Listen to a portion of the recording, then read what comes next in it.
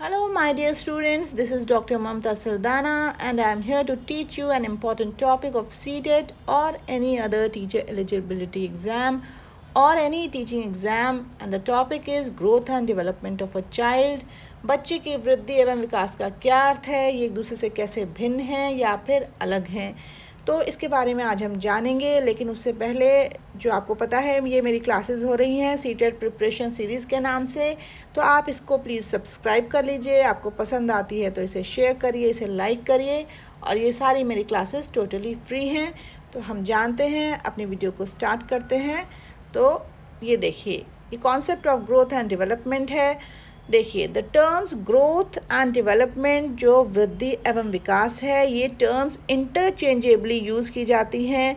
एक दूसरे को इंटरचेंज करके हम कभी भी कोई भी टर्म यूज़ कर लेते हैं, लेकिन actually these terms are different. ये दोनों टर्म्स अलग अलग होती हैं। बोथ, दोनों में ही चेंजेस हो रहे हैं। Both relate to changes that occur in the individual after conception in the womb of the mother. माँ के गर्भ में जब बच्चा आता है, उसके बाद उसमें बहुत सारे परिवर्तन होने लगते हैं, जो कि दोनों ही ग्रोथ एंड डेवलपमेंट कहला रहे हैं। लेकिन अब ग्रोथ होती क्या है, कैसे ये विकास से या डेवलपमेंट से अलग होती है, ये हम जानते हैं कि ग्रोथ का अर्थ है, growth refers to structural and physiological changes. इसका मतलब है कि ये प्योरली फिजिकल टर्म है। Growth is a physical term. इसमें क्या हो रहा है, इसमें इंक्रीज़ हो रहा है बच्चे के साइज़ में, बच्चे की हाइट में, बच्चे के वेट में, बच्चे की लेंथ में, या हाइट आप कुछ भी कह लीजिए। तो इन सभी में जो परिवर्तन हो रहा है, ये हम इसे कह रहे हैं फिज़िकल टर्म्स, या फिर हम इसे कह रहे हैं ग्रोथ। और ये क्या होता है, ये एक समय के बाद स्टॉप हो जाता है। It stops after maturity. जब बच्चा मैच्योर होगा तो उसके बाद ग्रोथ जो है रुक जाएगी। अब आगे देखिए, डेवलपमेंट क्या है। डेवलपमेंट इज़ बोथ, ये बहुत इंपॉर्टेंट टर्म है, both growth and changes in behaviour which result from environment. देखिए, ये बच्चे ने, इसमें सिर्फ ग्रोथ दिखाई दे रही है। इस फिगर में बच्चा ग्रो करता जा रहा है और एक समय के बाद उसकी ग्रोथ जो है वो रुक जाती है आफ्टर मैच्योरिटी। लेकिन डेवलपमेंट क्या हो रहा है, development is overall changes in an individual resulting in improved working and functioning of a person. जो एक बच्चे की जो उसकी फंक्शनिंग है वो क्या हो रही है, वो इम्प्रूव होती जा रही है। बच्चे की फंक्शनिंग इम्प्रूव हो रही है। और किसके रिजल्ट से हो रही है, वो एनवायरनमेंट के साथ जब इंटरेक्ट करता है और उसमें जो जेनेटिक जो जीन्स अपने माता पिता से बच्चे में आए हुए हैं, उसके बाद उसकी फंक्शनिंग इम्प्रूव होती है। ये विकास कहला रही है, इसे हम डेवलपमेंट कह रहे हैं। अब हम इसके डोमेन्स के बारे में जानेंगे कि विकास के कौन से डोमेन्स होते हैं। यहाँ मैंने टाइप्स लिखा हुआ है, तो हम इसे डोमेन्स भी कह सकते हैं, या फिर हम इसे डायमेंशंस भी कह सकते हैं, या फिर हम इसे क्या कह सकते हैं, हिंदी में हम कह सकते हैं इसे क्षेत्र। कि विकास के जो क्षेत्र हैं वो कौन कौन से होते हैं। मैंने इसमें 4 जो मेजर पार्ट्स हैं, 4 मेजर डोमेन्स हैं, उनके बारे में बताया है। पहला फिज़िकल है, दूसरा कॉग्निटिव है, तीसरा इमोशनल है और चौथा सोशल है। जो फिज़िकल डोमेन है, इसे हम हिंदी में शारीरिक विकास कहते हैं। और ये शारीरिक विकास किसका हिस्सा है, इसका अर्थ है ग्रोथ। इसका अर्थ होता है ग्रोथ। अब ये ग्रोथ जो है, इसका मतलब हुआ कि डेवलपमेंट का जो ग्रोथ है वो एक पार्ट है। ठीक है, ये आपको समझ में आ गया। इसमें क्या हो रहा है, बच्चे की साइज़ में, बच्चे की लेंथ में, बच्चे के वेट में परिवर्तन हो रहा है। लेकिन ये देखिए, आपको मैंने एक छोटी सी पिक्चर बनी हुई है। इस पिक्चर में क्या है, फिजिकल चेंजेस हो रहे हैं उसकी अपीयरेंस में, हाइट में, वेट में जब चेंजेस हो रहे हैं, तो that is known as growth. ये इसका फिजिकल पार्ट है, though it is a part of development only. Second आता है कॉग्निटिव और मेंटल। अब इसे हम हिंदी में कहते हैं संज्ञानात्मक। इसे हिंदी में हम क्या कहेंगे, संज्ञानात्मक विकास हो रहा है बच्चे का। इसका मतलब है कि उसमें उसका इंटेलेक्चुअल डेवलपमेंट हो रहा है, जैसे कि यहाँ पे मैंने लिखा है, जैसे कि उसकी लर्निंग हो रही है, या बच्चे की अगर मेमोरी में परिवर्तन होता है, उसकी स्मृति में परिवर्तन होता है, या फिर उसकी रीजनिंग में परिवर्तन होता है। रीजनिंग का अर्थ है उसकी तार्किक शक्ति में परिवर्तन आ जाता है, या फिर हम कह सकते हैं उसकी थिंकिंग में परिवर्तन आ रहा है, वो अलग अलग तरीक़ों से सोच पा रहा है, या फिर हम ये कह सकते हैं कि उसकी प्रॉब्लम सॉल्विंग एबिलिटीज़ चेंज हो रही हैं। प्रॉब्लम सॉल्विंग का अर्थ है कि समस्याओं को वो सुलझा पा रहा है। तो ये सारी की सारी चीज़ें किस में आ जाती हैं? ये सारी की सारी चीज़ें कॉग्निटिव या मेंटल डेवलपमेंट या फिर संज्ञानात्मक विकास के अंतर्गत आ जाती हैं। तो ये देखिए यहाँ पर इस पिक्चर में डेवलपमेंट में कॉग्निटिव मतलब बच्चे का जो ब्रेन का विकास अगर हो रहा है तो वो एक डोमेन है उसके विकास का। तीसरा आता है इसमें बहुत इम्पॉर्टेंट, जो अभी आजकल बहुत ही इमोशनली बच्चा कैसे डेवलप होता है ये बहुत ज़्यादा मैटर करता है। इसे हम संवेगात्मक विकास के नाम से हिंदी में जानते हैं। और ये क्या है? ये अगर जब बच्चे में फीलिंग्स डेवलप होने लगती हैं, फीलिंग्स या फिर हम इन्हें कह सकते हैं सेंटिमेंट्स जैसे कि लव या हेट या जॉय या फियर, ये सब उसके फॉर्मेशन ऑफ सेंटिमेंट्स हैं।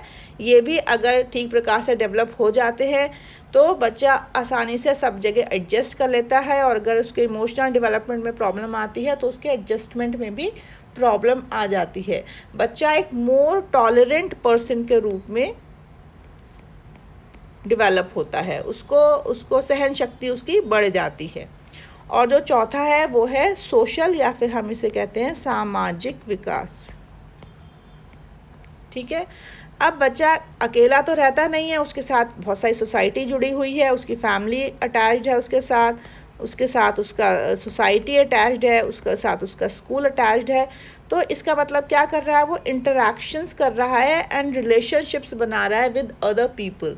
तो ये जो डेवलपमेंट है, ये जो विकास है, ये भी हमारा एक डोमेन है डेवलपमेंट का। देखिए जैसे मैंने आपको यहाँ दिखाया इस पिक्चर में साइकोलॉजिकल एस्पेक्ट्स, तो ये जो इमोशनल एंड सोशल है वो इसी के अंतर्गत आएगा।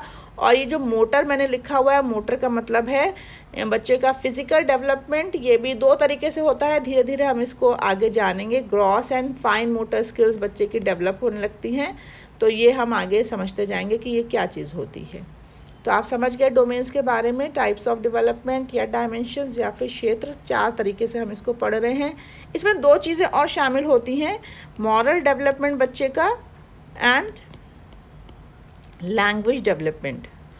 तो ये लैंग्वेज डेवलपमेंट जो है ये कॉग्निटिव डेवलपमेंट के अंतर्गत ही हम इसको पढ़ लेंगे, और जो मॉरल है वो सोशल डेवलपमेंट के अंतर्गत हम इसको पढ़ लेंगे। तो हम आगे समझते हैं इन चीज़ों को। ये जो है, अब मैं अलग से आपको डिफरेंस बता देती हूँ, difference between growth and development, क्योंकि जब हमसे क्वेश्चंस पूछे जाते हैं एग्ज़ाम में तो हम थोड़ा सा उसमें कंफ्यूज हो जाते हैं कि हम ग्रोथ की बात कर रहे हैं या फिर हम डेवलपमेंट की बात कर रहे हैं। तो अगर इस तरीके से आप एक टेबुलर फॉर्म में पढ़ेंगे तो आपको पता चल जाएगा कि दोनों में डिफरेंस कैसे होता है। देखिए इसको मैंने पॉइंट वाइज लिखा हुआ है। ये आपको मैंने अभी समझाया कि ग्रोथ क्या है। It is one aspect of development only physical. जो इसका पहला पॉइंट है वो ये कह रहा है कि ये विकास का ही एक जो है वो हिस्सा है। ठीक है, और ये एक वाइडर टर्म है। देखिए ये जो वृद्धि है इसका क्या अर्थ है? इसका सीमित अभिप्राय है, बिल्कुल सीमित टर्म में यूज़ की जाती है, सीमित अभिप्राय है। और ये इसको वृद्धि को विकास की प्रक्रिया का एक चरण हम कह सकते हैं, कि विकास की प्रक्रिया का एक चरण है। और एक वाइडर टर्म है, ये काफ़ी बड़ी टर्म है विकास, जिसमें आपको पता है कि चारों डोमेन्स कवर हो रहे हैं, physical, social, emotional and cognitive. और जो फिज़िकल है वो केवल एक सीमित टर्म है, सीमित अभिप्राय उसका। ठीक है, अब दूसरा जो पॉइंट है, इट कैन बी मेजर्ड, इसको नापा जा सकता है। ठीक है, आपको पता है कि इसके लिए बहुत सारे इंस्ट्रूमेंट्स यूज़ होते हैं। आप साइज़ को आप मीटर्स में नापते हैं, ठीक है ना, और वेट को आप किस में, किलोज में नापते हैं। तो ये जो लेंथ है बच्चे की वो मीटर्स में नापी जाती है, उसका वेट किलोज में नापा जाता है। लेकिन जो ये है हमारा development, it can not be measured, only assessed. इसमें क्या होता है it can be assessed by keen observation. अगर हम बहुत ध्यान से हम बच्चे को देखते हैं, हम लगातार उसे ऑब्जर्व करते हैं, तब हम असेस कर पाते हैं कि उसका जो विकास बच्चे का हो रहा है, क्योंकि जब हम उसकी सारी गतिविधियों पर नज़र डालते हैं तभी हम समझ पाएंगे। लेकिन हम फिर भी उसको मेजर नहीं कर सकते, हम उसे नाप नहीं सकते। जबकि ये आप बच्चे की हाइट को आप नाप सकते हैं, आप इंचेस में नाप सकते हैं, आप सेंटीमीटर्स में नाप सकते हैं, आप किलोज़ में नाप सकते हैं उसका वेट। तो ये it can be measured, growth को हम मेजर कर सकते हैं, जबकि डेवलपमेंट को हम मेजर नहीं कर सकते। अब जो थर्ड पॉइंट आता है, अगर हम थर्ड देखिए, इसमें लिखा है नॉट कंटिन्यूस, और जो इसका फिफ्थ पॉइंट है, it stops after maturity only structural changes. हम ये एक साथ दोनों पॉइंट्स में आपको समझा देती हूँ। देखिए क्या हो रहा है इसमें, जैसे मैंने आपको बताया था कि मैच्योरिटी या परिपक्वता प्राप्त करने के बाद जो वृद्धि है वो रुक जाती है, और जो विकास है वो लगातार चलने वाली प्रक्रिया है, ये कंटिन्यूस है। एक टर्म आप बार बार सुनेंगे, वूम टू टूम।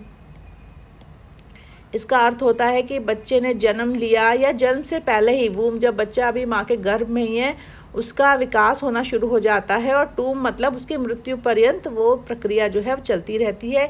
इसीलिए हम कह रहे हैं कि विकास एक कंटिन्यूस टर्म है, लगातार चलने वाली प्रक्रिया है, और ये कंटिन्यूस नहीं है, मैच्योरिटी के बाद रुक जाती है। जैसे मैंने आपको फिफ्थ पॉइंट में लिखा है, इट स्टॉप्स आफ्टर मैच्योरिटी, परिपक्व होने के बाद ग्रोथ रुक जाएगी। और इसमें केवल और केवल स्ट्रक्चरल चेंजेस हो रहे हैं। स्ट्रक्चरल का मतलब है कि जो बच्चे की फिज़िक है या उसका जो टोटल स्ट्रक्चर है वो चेंज हो रहा है, और जो डेवलपमेंट है ये कंटिन्यूस वूम टू टूम है, अभी मैंने आपको बताया। और ये जो इसमें फंक्शनल चेंजेस हैं, बच्चे की जो कार्य करने की जो तरीका है वो धीरे धीरे बदलता जाता है, वो एक मैच्योर आदमी व्यक्ति की तरह बिहेव करने लगता है। उसमें फंक्शनल बहुत सारे चेंजेस आते हैं। जैसे वो पहले सोचता था, 5th क्लास में सोचता था, वैसा वो 10th क्लास में नहीं सोचता। उसमें बहुत सारे काम करने के तरीक़ों में, सोचने में, थिंकिंग में, प्रॉब्लम सॉल्विंग में, रीजनिंग में, हर चीज़ में परिवर्तन उसमें दिखाई देता है। ठीक है, तो ये पॉइंट्स आशा आपको क्लियर हो गए होंगे। नेक्स्ट पॉइंट है quantitative change and quantitative as well as qualitative. देखिए, क्योंकि हम इसको मेजर कर पा रहे हैं ग्रोथ को, इसलिए हम इसे क्वांटिटेटिव चेंज कह रहे हैं। क्वांटिटी का मतलब उसका जो मात्रात्मक, उसका मात्रा में परिवर्तन आ रहा है, ठीक है ना, तो इसे हम मात्रात्मक परिवर्तन कहते हैं। और quantitative as well as qualitative मतलब मात्रात्मक के साथ साथ उसमें गुणात्मक परिवर्तन भी हो रहे हैं। गुणात्मक, उसके गुणों में वृद्धि हो रही है, गुणों में चेंजेस आ रहे हैं, जिसको कि हम नाप नहीं पा रहे, हम उसको माप नहीं पा रहे, हम केवल उसको एसेस कर पा रहे हैं, हम सिर्फ ऑब्जर्व करके देख पा रहे हैं। ठीक है, तो अगर इस पे क्वांटिटी और क्वालिटी दोनों पे क्वेश्चन आता है, इसमें सिर्फ क्वांटिटेटिव चेंज है ग्रोथ में, और डेवलपमेंट में quantitative as well as qualitative भी है। अब एक बहुत इंपॉर्टेंट पॉइंट है, इसको आपको समझना पड़ेगा। It is not affected by learning growth, और डेवलपमेंट जो है लर्निंग एंड एक्सपीरियंसेस अफेक्ट। अब देखिए, अगर मैं आपको समझाऊं कि क्या होता है,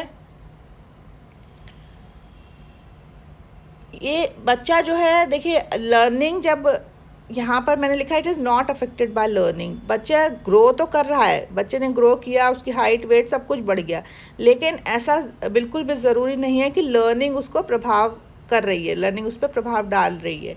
लेकिन डेवलपमेंट में लर्निंग एंड एक्सपीरियंसेस उसको डेफिनेटली अफेक्ट करते हैं।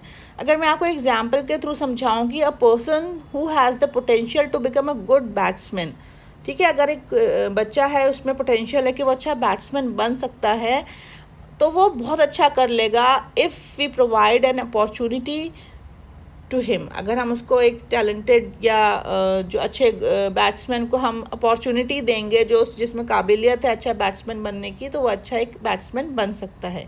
सेम वे अगर एक बहुत कोई अच्छा आर्टिस्ट है, टैलेंटेड है, तो वो अपने गोल को अचीव कर पाएगा अगर हम उसे चांस देंगे उसे परफॉर्म करने का। ठीक है, तो लर्निंग एंड एक्सपीरियंस उसके विकास को प्रभावित कर रहा है, दो उसमें पोटेंशियल है, ठीक है, पोटेंशियल भी है एंड हम उसे एनवायरनमेंट भी प्रोवाइड कर रहे हैं, हमें दोनों चीज़ें हम उसको दे रहे हैं, तो डेफिनेटली वो अच्छा बैट्समैन या वो अच्छे आर्टिस्ट के रूप में डेवलप होगा। लेकिन यहाँ ग्रोथ में ऐसी कोई बात नहीं है, हो सकता है कि बच्चे में ग्रोथ तो बहुत अच्छी हो रही हो, लेकिन उसको लर्निंग उसके ऊपर कोई प्रभाव ना डाल रही हो। समझ गए आप ये बात? तो इफेक्टिवनेस ऑफ लर्निंग जो डिपेंड करती है, it depends upon proper timing. देखिए, ये ग्रोथ एंड डेवलपमेंट हम कहते हैं कि CDP की एक इम्पॉर्टेंट चीज़ है फॉर टीचर्स, ठीक है। अब टीचर्स के लिए जानना क्यों ज़रूरी है कि उसे CDP पढ़ाई जाए, तो उसे ग्रोथ एंड डेवलपमेंट से क्या लेना देना। देखिए, जब टीचर को ये पता होगा कि जो उसके बच्चे की इफेक्टिवनेस ऑफ लर्निंग है, it depends upon proper timing. Proper timing मतलब उसके मैचुरेशन पे डिपेंड कर रही है, ठीक है। अ चाइल्ड कैन लर्न, तभी वो लर्न कर सकता है unless he is physically and mentally ready for developing that ability, ठीक है। अगर वो फिजिकली और मेंटली दोनों तरीके से बच्चा बिल्कुल फिट है, फिजिकली भी फिट है और मेंटली भी फिट है, तब टीचर को पता होगा कि हाँ भाई अभी ये मैच्योर इनफ है, इस समय हम इसको ये सब्जेक्ट पढ़ाएंगे या इस सब्जेक्ट में ये पर्टिकुलर उसको टॉपिक पढ़ाएंगे तो आसानी से वो सीख जाएगा, ठीक है ना। तो हम बिल्कुल, अगर आप प्री नर्सरी के बच्चे को देखें तो हम उसे सीधा ए लिखना नहीं सिखाते हैं, हम उसे क्या सिखाते हैं, हम उसे लाइंस ड्रॉ करना सिखाते हैं कि ऐसे लाइंस ड्रॉ करना सीखे। उसके बाद हम उसे अल्फ़ाबेट सिखाते हैं, क्योंकि हमें पता है कि पहले वो लाइंस ड्रॉ करना ही सीख पाएगा, उसके बाद ही वो अल्फ़ाबेट बनाना सीख पाएगा। तो सब कुछ उसकी मैच्योरिटी पर डिपेंड कर रहा है कि कितना फिट है। इसलिए हम टीचर्स को ही पढ़ाना चाहते हैं कि CDP उनके लिए एक इम्पॉर्टेंट सब्जेक्ट है, जिसे पढ़कर वो बच्चे के डेवलपमेंट को समझ पाएंगे, ठीक है। तो ये इस तरीके से आपको ये पॉइंट समझ में आ गया होगा। अब जो इसमें लास्ट पॉइंट है, growth may or may not lead to development. ये देखिए ऊपर वाले से कनेक्टेड पॉइंट है कि ग्रोथ तो हो रही है, कई बार आप देखते हैं कि एक बच्चा बहुत अच्छे से ग्रो कर गया लेकिन उसका डेवलपमेंट उस हिसाब से नहीं हो रहा है, ठीक है। तो ज़रूरी नहीं है कि ग्रोथ के साथ साथ डेवलपमेंट भी हो, ये बिल्कुल भी ज़रूरी नहीं है। लेकिन यहाँ क्या लिखा है मैंने, it is integrative development in one aspect leads to development in another aspect. इसका मतलब ये है कि यहाँ पे हमने ये जो जितने भी डोमेन्स पढ़े हैं, अगर बच्चे में एक तरीके से किसी एक पक्ष में विकास हो रहा है तो वो उसके सारे पक्षों में ही विकास होगा, जितने भी उसके पक्ष हैं, चाहे वो फिज़िकल है या फिर इमोशनल है या सोशल है या कोग्निटिव है। तो आपको ये पता रहना चाहिए कि एक पक्ष में विकास होने से जो उसके बाकी पक्ष भी उससे प्रभावित हो रहे हैं। ये इंटीग्रेटिव अप्रोच है, एक साथ लेके चलने वाली अप्रोच है। तो विकास एक एस्पेक्ट में होने पर दूसरे एस्पेक्ट्स भी डेफिनेटली उससे प्रभावित होते हैं, ठीक है। तो आप ये समझ गए होंगे ग्रोथ एंड डेवलपमेंट में अंतर, इसमें बहुत सारे क्वेश्चंस आते हैं, तो आप ध्यान से समझिए, दोनों में अंतर को समझिए और जो भी मैं पढ़ा रही हूँ उसे याद रखने की कोशिश करिए। ओके, सो आई होप मेरी वीडियो आपको पसंद आई होगी, तो आप ज़रूर इसे लाइक करिए and thank you so much, bye bye, धन्यवाद।